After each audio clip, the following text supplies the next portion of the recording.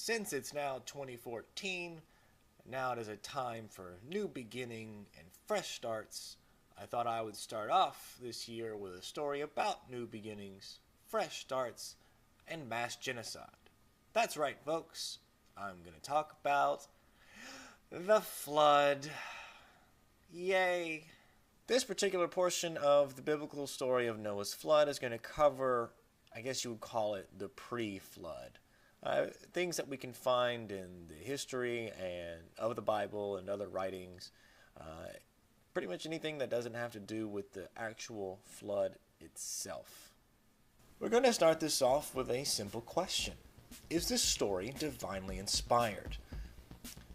Is this story that a man was warned of a flood, told to build a really big boat, gather all kinds of animals, family and loved ones, to get onto a boat, and then it was going to rain?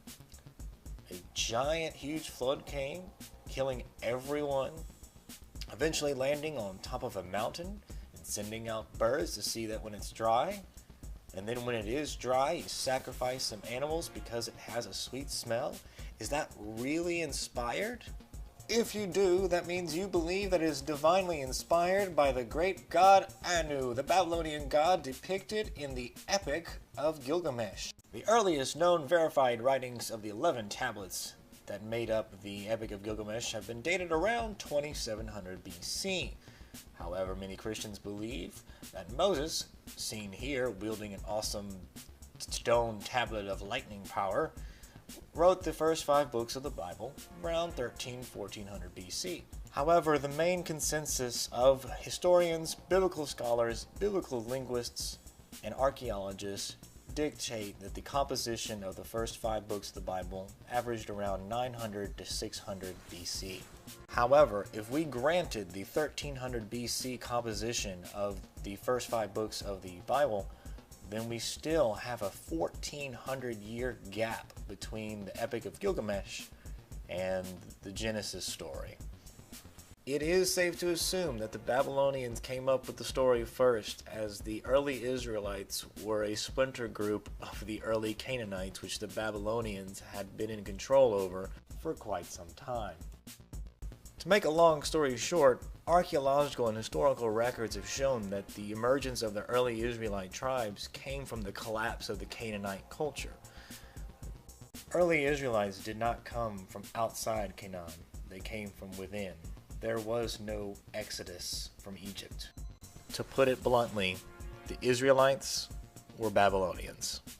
At this point, I could really just stop right here. Archaeological and written records have shown the source of this Noah's flood, and it's obviously not from God, but from the Babylonian Epic of Gilgamesh. So, why do I keep going? Who knows? Maybe I just want to suffer a little bit. As I was making this video, I came across something I'd never noticed before. I read Genesis 9, and I knew about the time when Noah, after about a year of sitting in a boat with animals for so long, got drunk off his ass and, sat there lying naked. Now, if I was Noah and I had just gone through that, I'd probably do it too. But as we read in Genesis 9, Ham, one of Noah's sons, sees his father naked on the ground, and then goes and runs and tells his brother, "Oh my God, Dad's naked!" The other brothers are like, "Well, let's cover him up, damn it!" So then Noah wakes up and figures out what happened, then he gets pissed at Ham. "Oh my God, you looked at me naked. You're cursed. I'm cursing you and your family, and you'll all be slaves." When you stop and think about it, that just seems like a stupid curse. And who's going to abide by that? Like, oh, okay, I guess all my family and all my loved ones and everyone, all of my descendants from now on shall be slaves to my brothers because my dad told me so. Really? Now, it seems silly to think that that would be in the Bible. However, it does make sense if you apply this to context. Basically, after this fall of Canaan, the Israelites took the men as slaves. They couldn't afford to live on their own, and the Israelites took them in, or you can call it indentured servitude, but as we see, they didn't get really treated very well. So as generations passed on and people wondered why they were enslaved and why we had Canaanite slaves, Well, it's because there was a flood and because of a curse from Noah, so it's your great great great great grandfather's fault. This is a perfect example to show why this story is not divinely inspired, but borrowed from a previous culture and then also used to endorse slavery. Now, Genesis 6, verse 1. And it came to pass, when men began to multiply on the face of the earth, and daughters were born unto them, that the sons of God saw the daughters of men that they were fair, and they took their wives of all which they chose.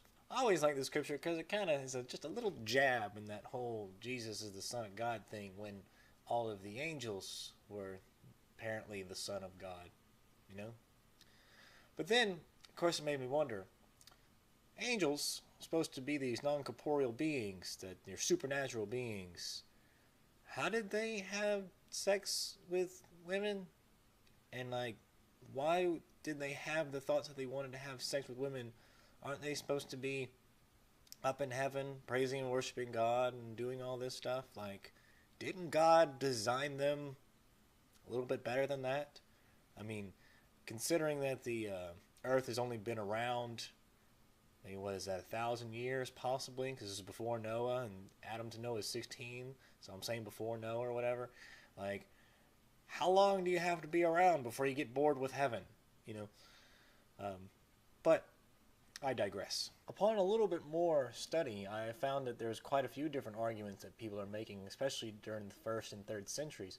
Some were saying that it could have been the sons of nobles, like, so apparently some people, again, I guess, made themselves similar to kings, and then somehow they produced giants, like they were metaphorical giants, possibly.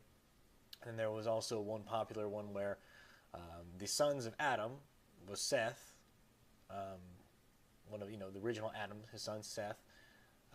They stayed up in the mountain, and they came down from the mountain, and apparently they had super seed because they had stayed virgins their entire life, and then they came down and chose whatever woman and had sex, and their super seed is what produced giants. That was apparently a popular theory back in the day.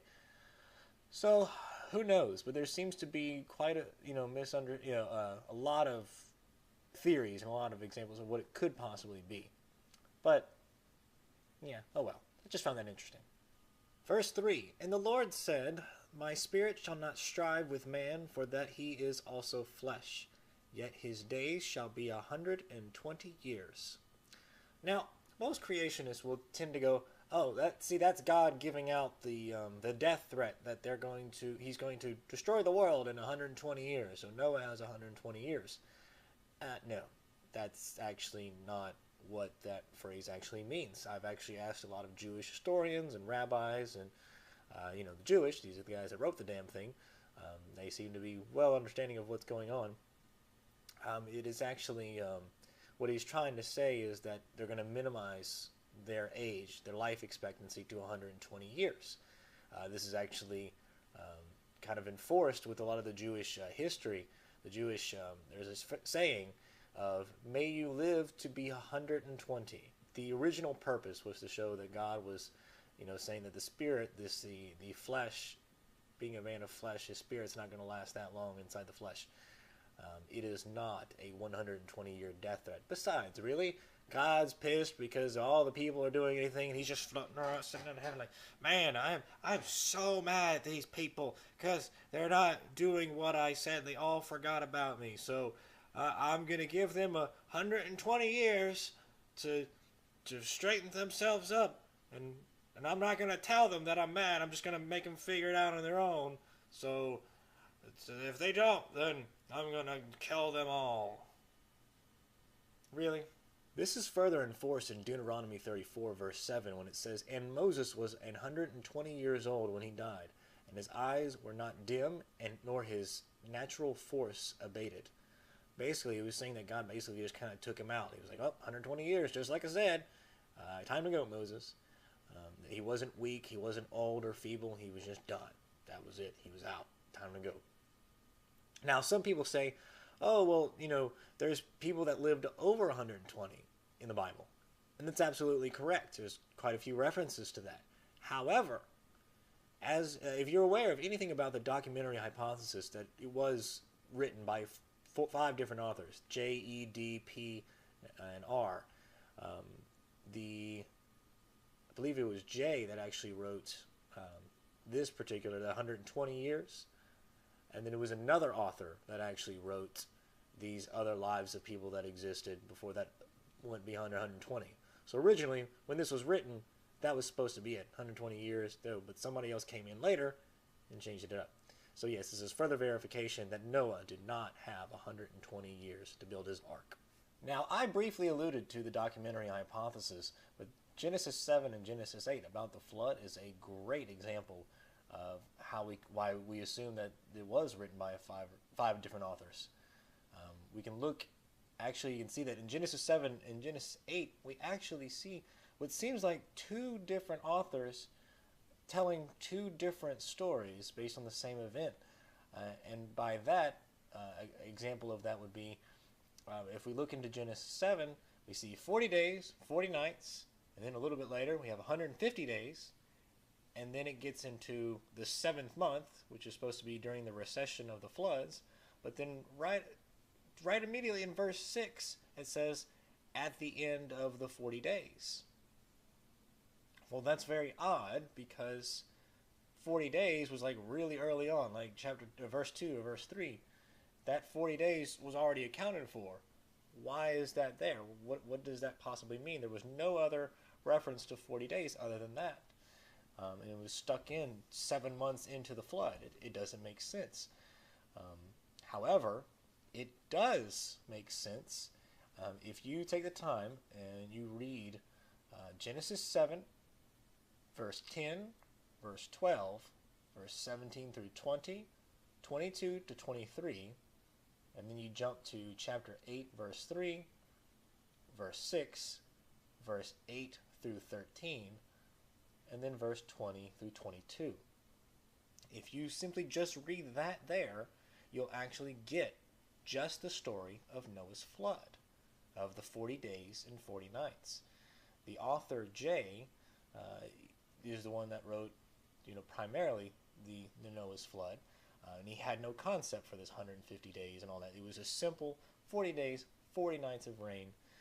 The author P came in much later, I think about 200 years later, and actually added a whole lot more dates, a lot more time, for one reason or another. Now, they have verified this by studying linguistics, studying the verbiage, the words, what words were popular at the time, or the usage, or how it was the hand style writing, a lot of different sources and things like that. So, again, this is just another example of how we know this was not really divine, nothing straight from God, just the stories of man that should not be taken literally. And then there's that little matter that I feel like I've been lied to for a long damn time about Noah's flood. And what I mean is that, Christians tend to tout it out as this, Noah was building the boat because God told him that the flood was coming, and then the people were laughing and scoffing at him and his beliefs, and he's sitting there going, no, I mean it, the flood's coming, you need to come on the boat, I promise it'll be safe. The problem is, that's never actually said. There is nothing in the Genesis story that talks about this. Not a single person comes up to Noah and, he tries to defend himself. Doesn't happen. God specifically says it's only going to be him and, his family. I personally find the idea that Noah was getting scoffed and laughed at kind of ridiculous on a few levels. For one, Adam, right, 900 years old, he died only like 100 years before Noah was born. There was only about 5 generations of people that existed before Noah did, all directly from Adam. Now, there wasn't that many people. Yes, they had sons and daughters, and many of them probably weren't named. But surely there wasn't that many, and enough people were around that most potentially had seen Adam, or at least seen his dad. Like, there's probably like second-hand witness accounts of what's going on. Because surely, even after several hundred years, when there's only that many people, somebody is still telling the fact that their granddad was created from dust, from the creator of the universe. Surely, it hasn't been like 50, 100 generations to where nobody's even heard of it. These people are like, yeah, I knew him. I met him. He's like, back when I was little, I met Adam. He was right there. They didn't travel out that far. Secondly, even if they didn't, let's just assume that Adam was just way far off into another country or something, and somehow they just lost touch. But when those animals, the thousands of animals that started showing up by the boat, and they had never seen these creatures before, dinosaurs even, just like, what the fuck is that? What the fuck is that? What the fuck is that? And all of a sudden, if I was one of them people, you're like, oh, shit, okay, that, he might be onto something. Oh, damn. All right, hold on. You got room, right? You got room? Oh, fuck. Seriously? Do you not think that even if people were scoffing at him, that eventually they would have changed their mind? Then you still have Christians, though, making these claims that it's an allegory and, make sure you're prepared for the flood. Well, actually, no, because if you're supposed to be Noah in this allegory, then it doesn't matter what I can do, because God has already said you're the one that's going to make it on the boat, not me. Now, this one's kind of new to me, and this may be new to you. In Genesis 4 and Genesis 5, we see the genealogies of Cain and Seth, respectively. In Genesis 4, we see, that he gave birth to his son Enoch and named the city after him, blah, blah, blah. Cain, so we have Cain, then Enoch, and Enoch was born Irad, and Irad begot Mahael, and Mahael begat Methusael, and Methusael begat Lamech. Now, some of these names should sound familiar. We have Seth, which is the son of Adam, which is introduced at the end of verse 4 and in verse 5. We have Seth, who begets Enosh, Cainan, Mahalalel, Jared, Enoch, Methuselah, and Lamech. Some of those names are overlapping. Why is that? Why? Well, did they really not have that many names to choose from, that they had to use the same ones?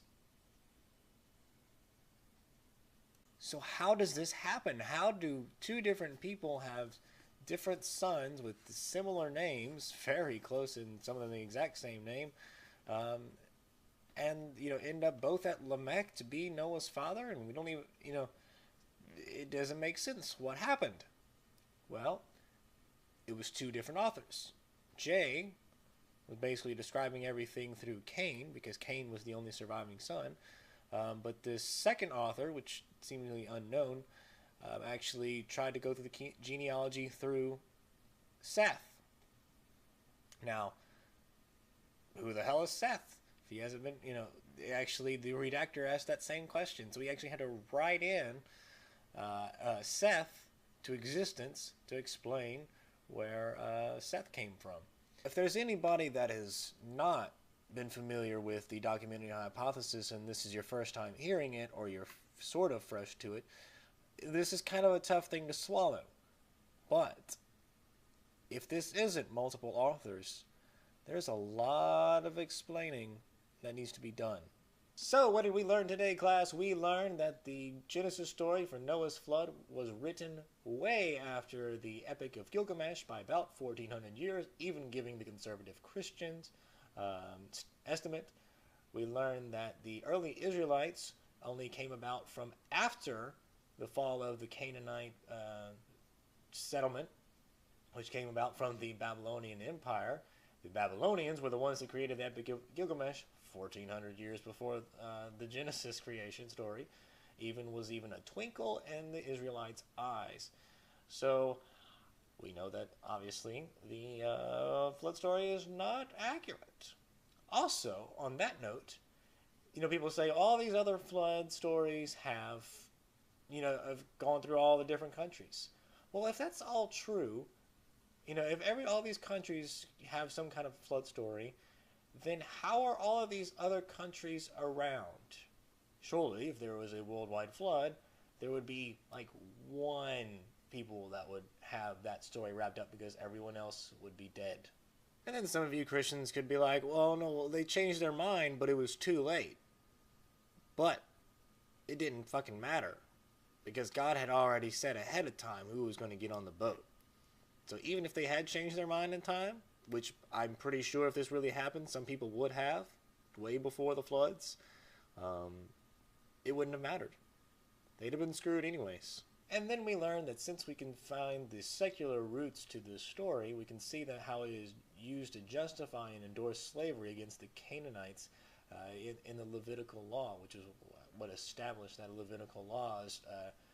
Their treatment about slavery was based on that Canaanite bad blood, apparently. Then we also learned about the fact that the authors J and P, two different authors in Genesis 7 and Genesis 8, were actually telling two different stories, well, to the same stories, but two different ways, and we see the results of those stories mixing up and certain numbers and things not making sense if read back to back. Then we learned that it's really freaking low odds that these people would scoff at Noah because the man that was the original creation, the original man of the universe, was alive, you know, a little bit before that. Most of those people were alive while that man was likely alive. It seems odd that nobody would remember that. They would just forget that and just go off and do their own thing so quickly and forget about God. And then even if that was the case, surely when those animals would have showed up, they would have changed their mind pretty fucking quick. And then we learned that it's a pretty shitty allegorical story too, so quit fucking saying it, because I'm fucking tired of hearing it. So that is the end of part 1 for my refutation for Noah's flood. The next part, I'm not even sure what it's going to be on, but it's definitely going to be a lot more sciencey and numbers and shit, so be prepared for that. But I hope that this was interesting to you guys. This is the Atheist Chef signing off. Peace. Things that we can find in the history and of the Bible and other writings, pretty much anything that doesn't have to do with the actual flood itself.